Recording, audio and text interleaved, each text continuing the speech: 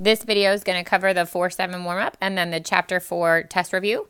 So for the 4-7 warm-up, these were all your inverse trig functions. I've actually gone ahead and pulled in a unit circle. So this is pretty much what you'll have because you'll have your own on the day of the test. What you want to do is alter it so that it works for your inverse trig function. So remember, for the tangent and the sine curves, you're going to use the right side, or the negative pi over 2 to positive pi over 2. So I want to come in here and I want to change each of these to be the negative angles. So this would be negative pi over 6, negative pi over 4, negative pi over 3, and negative pi over 2. And then for the cosine function, you want to use the first and second quadrant just as it is. The other thing I would recommend adding on is your tangents. So remember that at the 0, tangent 0, at the over 6, it would take 2 3s to make the 6, so it's root 3 over 3. At pi over 4, it's 1, and at root 3, it's just, at pi over 3, it's just root 3. And then at the top, it's undefined. And then in that fourth quadrant, same values, but negative. So this is negative root 3 over 3. This is negative 1. This is negative root 3. And this is undefined at the bottom. All right, so now we've got our unit circle filled in exactly as we needed to answer most of these questions. Number 1 says find the exact value of cosine -1 of -1. So we're looking for the angle in which the cosine is -1. Cosine is your x coordinate, and it is -1 right here at pi. Then number 2, find the exact value of tan -1 negative root 3. We're looking for where tangent is negative root 3, which we added on down here at negative pi over 3. And then number 3 says find the exact value of cotangent cosine -1 of 1/2. So the 1/2 is actually a value that's on your unit circle. So you can go through and you can use it that way, or you can set up your triangle. Either way, it will work. So let's say we use our unit circle. Cosine -1 of 1/2 is where the x is a positive 1/2, and that happens here at pi over 3. So I'm looking at that angle to replace this part, and then the question is, what's the cotangent at pi over 3? So if tangent is x over, or y over x, then cotangent is x over y, or the reciprocal of what we've written here. The reciprocal of root 3 would be 1 over root 3, which rationalizes to root 3 over 3. So that's if it's unit circle base.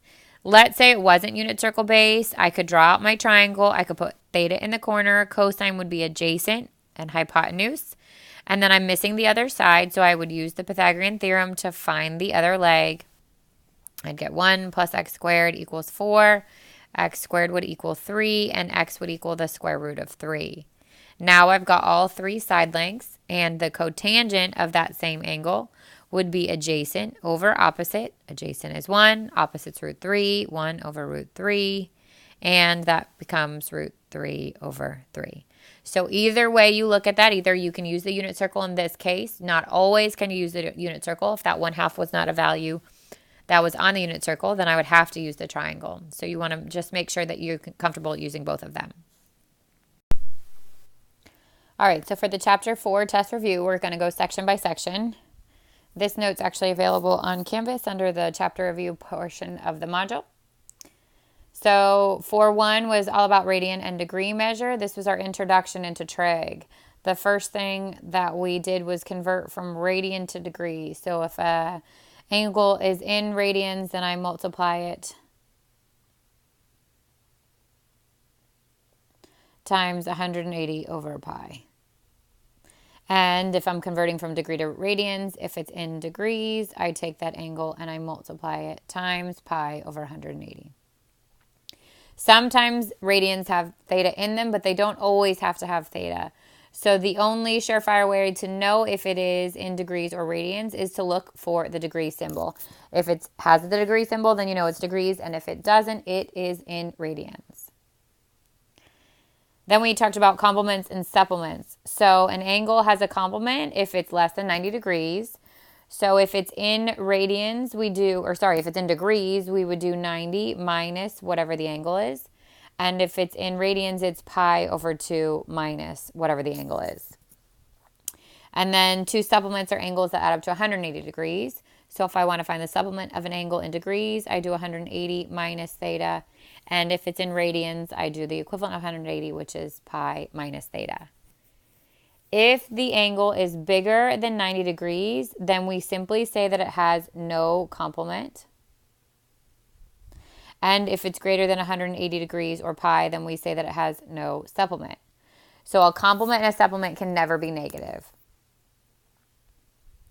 The next thing we talked about in 4.1 was coterminal angles. And coterminal angles are angles that have the same beginning and same terminal point. They just go around your unit circle more than one more time or one last time. So the way we find coterminal angles is we take the angle and we either add 360 if it's in degrees, or we add 2 pi. And that will usually give us a positive angle. You might have to do it more than once if it's very negative. And then if we want to find a negative coterminal angle, we can take theta, and if it's in degrees, subtract 360, and if it's in radians, subtract 2 pi. So something like 3 pi over 4, if I wanted to find a coterminal, I would add a positive coterminal. I would add 2 pi, which is 8 pi over 4, and I'd get 11 pi over 4. And if I wanted to find the negative coterminal, I would subtract 2 pi, or 8 pi over 4. And I'd get negative 5 pi over 4. So you just want to make sure that your positives are positive and your negatives are negative. And then the last thing in this section was arc length. And so the formula for arc length is S equals theta times the radius, or SOR. And the most important thing here is that theta must be in radians. So if you were given radius is, let's say, 7, and theta is 30 degrees, then the first thing you'd have to do is convert that 30 degrees into radians. So I would know that 30 degrees is pi over 6. If it's not on my unit circle, I would multiply times pi over 180. Either way, you get to the pi over 6, and then I would multiply that times 7. So these questions so far are all on your portion of your test that does not have a calculator. All of these will be kept exact the way that you see them. Okay, 4.2 was our introduction into the unit circle. So I'm actually going to pull in the unit circle so we can talk about it.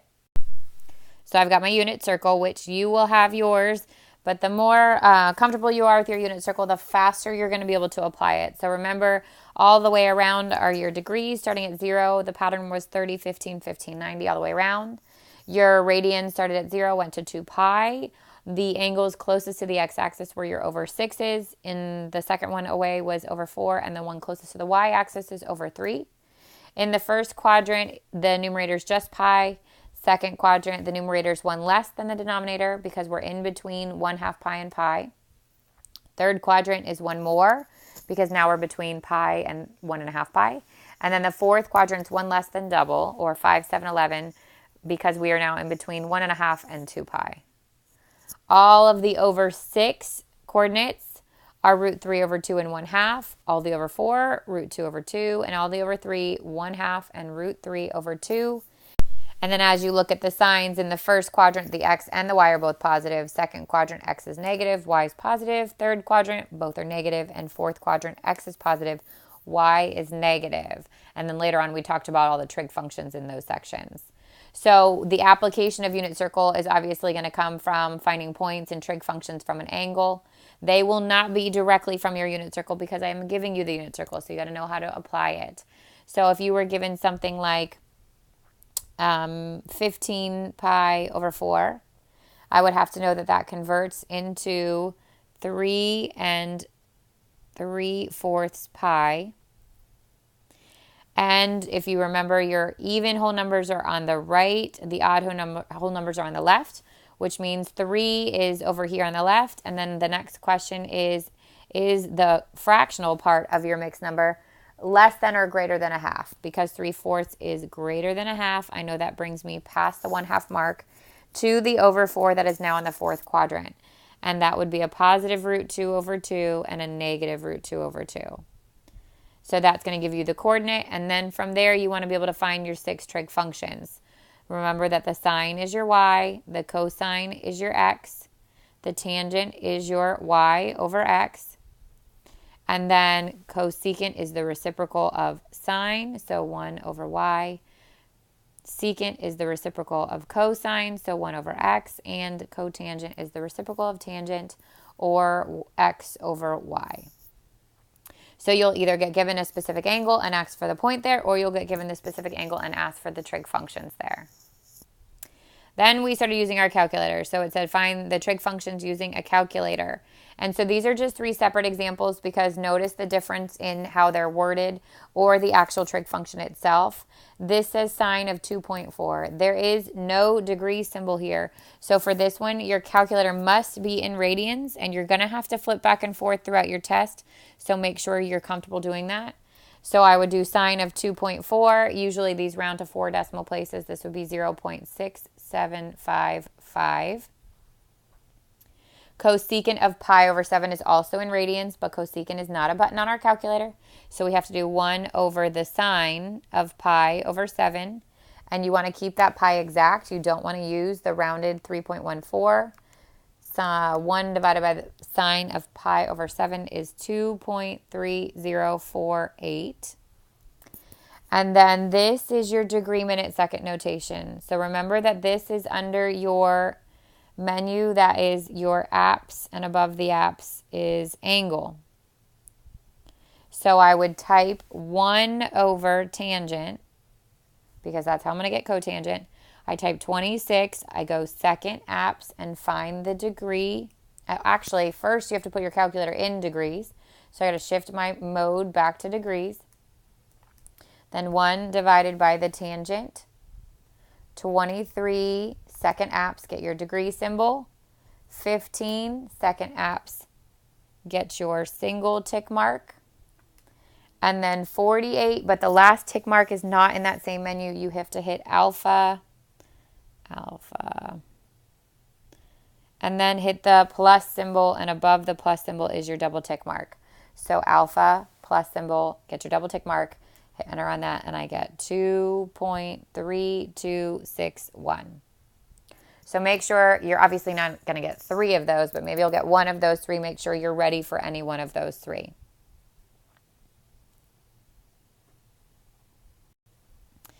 The 4.3 was your right triangle trig. So the most important acronym you can find in math, which is SOHCAHTOA.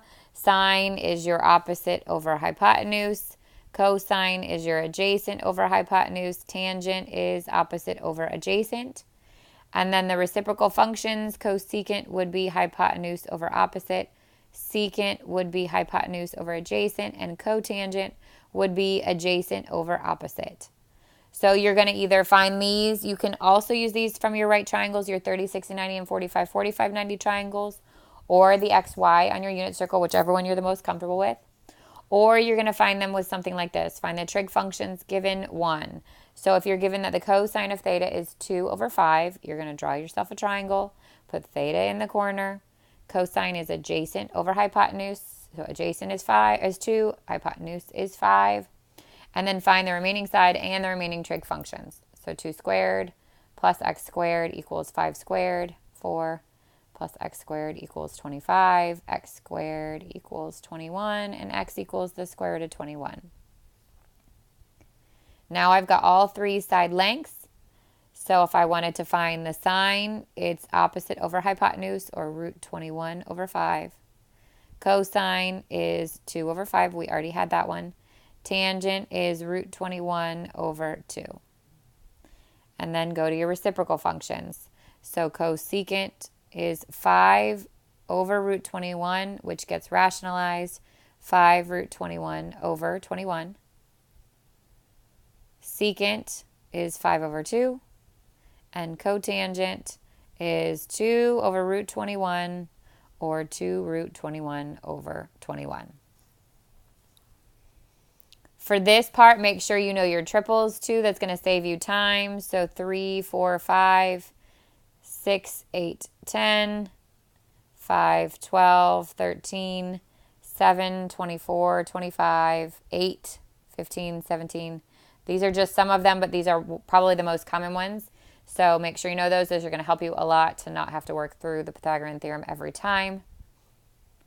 In this section, we also had the word problems. So your angle of elevation, your angle of depression, finding a side, finding an angle, all of those extra practice ones, which are either in 4.3 or on the review for the quiz.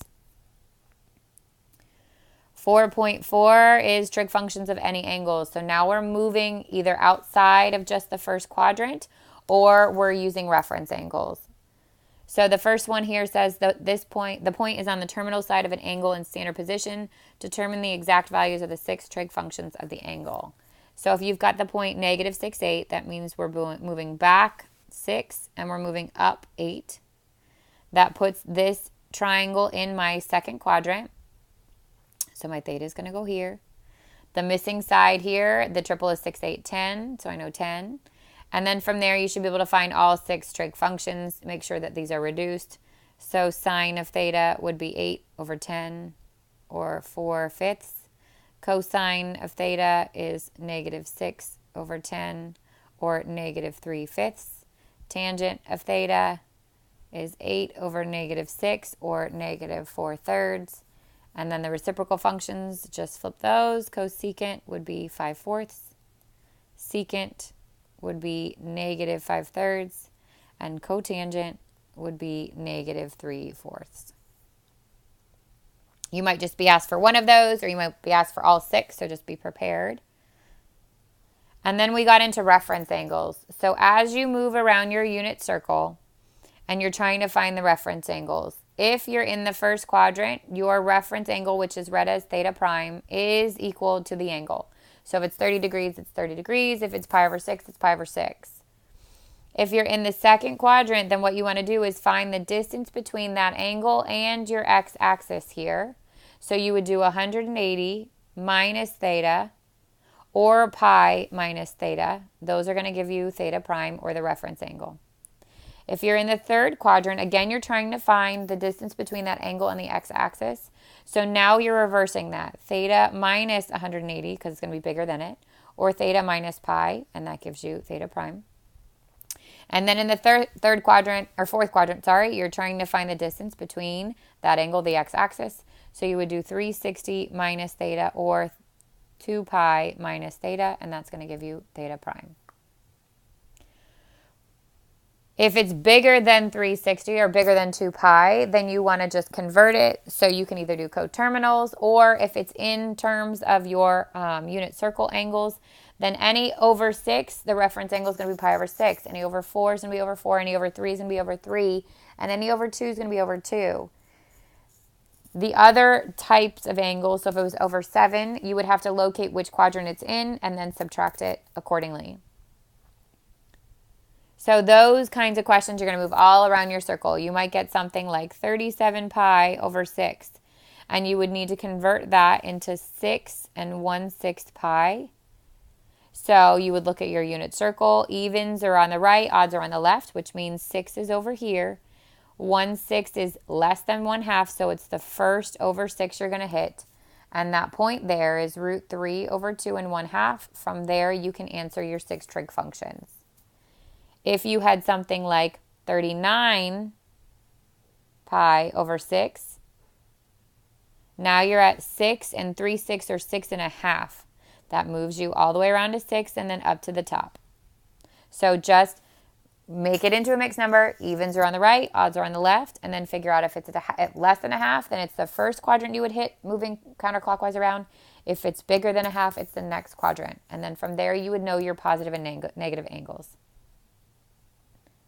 Also in this section was the word problem dealing with the displacement, where you were given a function for sine and then you had to plug in a value for t.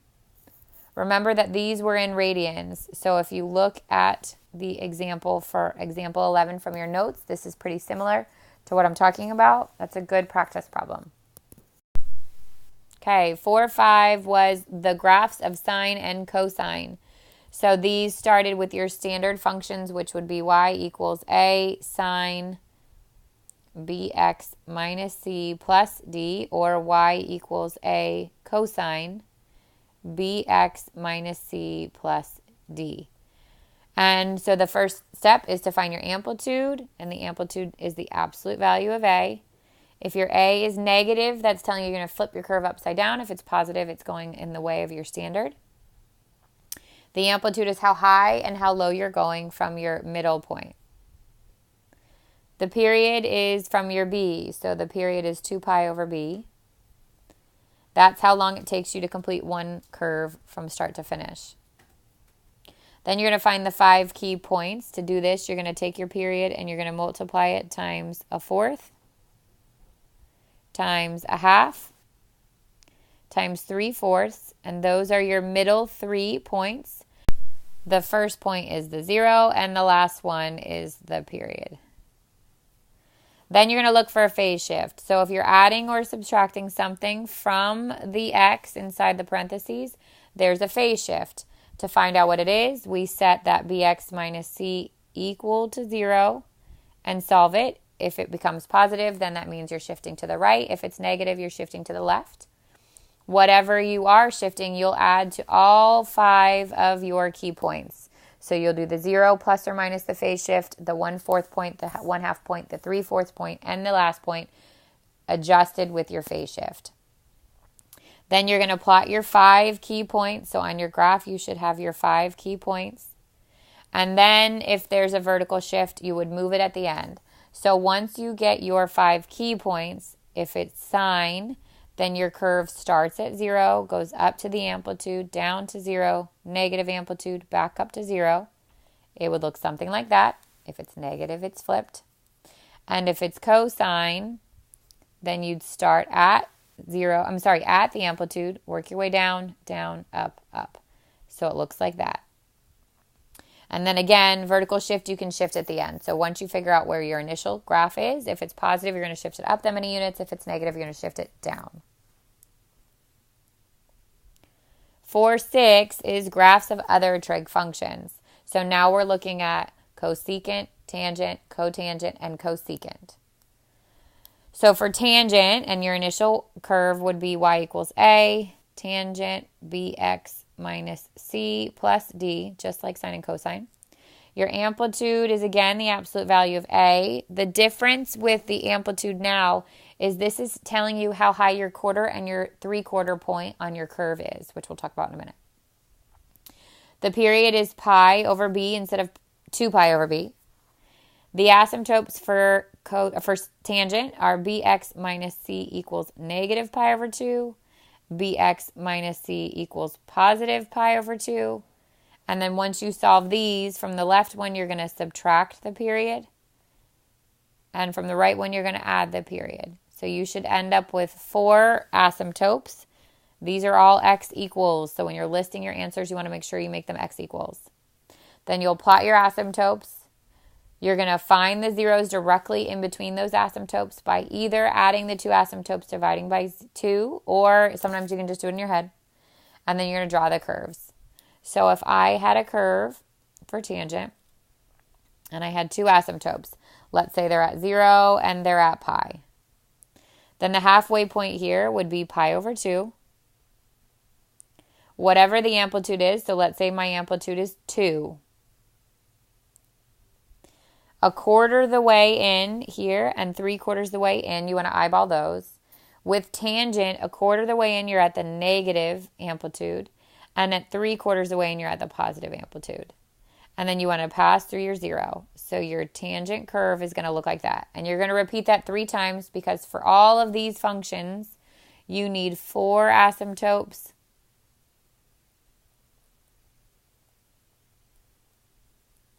and 3 curves.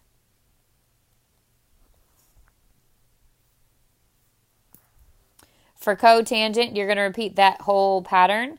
This time it would be y equals a cotangent bx minus c plus d. The amplitude's the same. The period's the same. The asymptotes is what changes. For cotangent, we set bx minus c equal to 0 and bx minus c equal to pi. And then from that one, subtract the period. And from the one on the right, add the period just like you did before. You're going to find your asymptotes. You're going to plot your asymptotes. You're going to find your zeros halfway between, just like you did with tangent. And then find your and then draw your curves. The only difference is with cotangent. If I had 0 and I had pi, again, Halfway point would be pi over 2. Cotangent, we go up left and down to the right.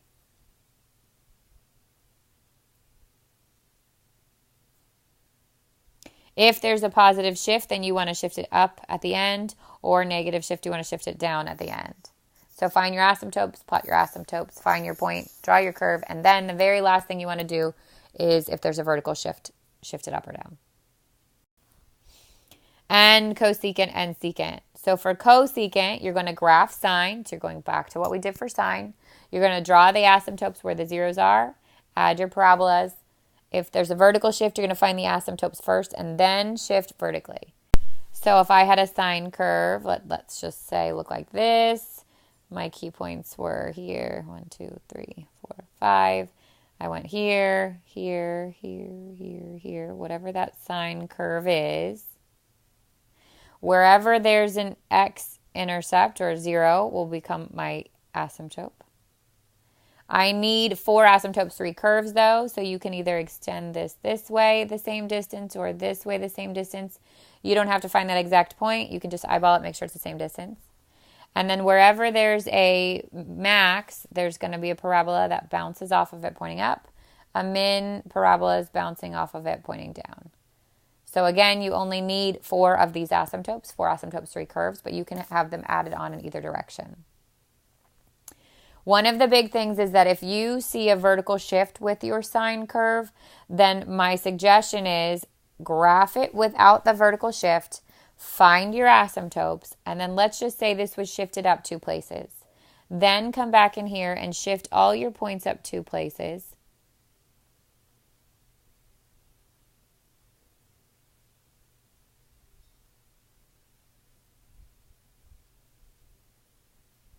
And then move your curve, and then draw your asymptote. Draw your parabolas. So it's going to be so much easier to see your x-intercepts before you shift it. All right, then for secant, you're actually going to graph, this says sine, that should be cosine. You're going to draw the asymptotes where there are zeros again. You're going to add the parabolas. And then again, if there's a vertical shift, find the asymptote first and then shift it. So with cosine, you would draw your cosine curve. Something like this. For cosine, you can simply drop down the sides here. Add in your asymptotes. And then bounce your parabolas off your maxes and your mins. Just like before, 4 asymptotes, 3 curves. Okay, there's lots of practice on all of those curves on your review. And then we finish off with the inverse function, which is where we started with the warm-up. So remember your inverse functions from your unit circle. Your cosine, you're using the first quadrant and the second quadrant. Tangent and sine, you're using the 4th quadrant and the 1st quadrant. But you're using the negative angles here. So this would be negative pi over 6, negative pi over 4, negative pi over 3, and negative pi over 2. And then you'll be looking for things like tangent -1 or arc tangent, which means the same thing. Whatever value it's giving, you're giving the answer in radians for the angle that matches it. Then we covered the inverse functions using a calculator. So for these, you'll see something like arc cosine 0.2 or cosine -1, 0.2, because those mean the same things. For these, you want to make sure that your calculator is in radians. So you're going to switch back to radians. Type in that cosine -1, 0.2, and you'd get 1.36943. And then the last bit was, just like the last question from your warm-up, inverse function using triangles. So if it said to find the sine of cosecant, or actually cosine -1 of 15 over 17, let's say, then I would set up a triangle, put cosine in put theta in the corner. Cosine is adjacent over hypotenuse. The missing side here is 8 because that's one of your triples. And then the sine of that same angle would be 8 over 17. So that's pretty much it. That's covered on your test. The chapter review is open and ready to be worked on. Make sure you get that completed before the weekend so that on Monday we can go over questions on it. Test is Tuesday.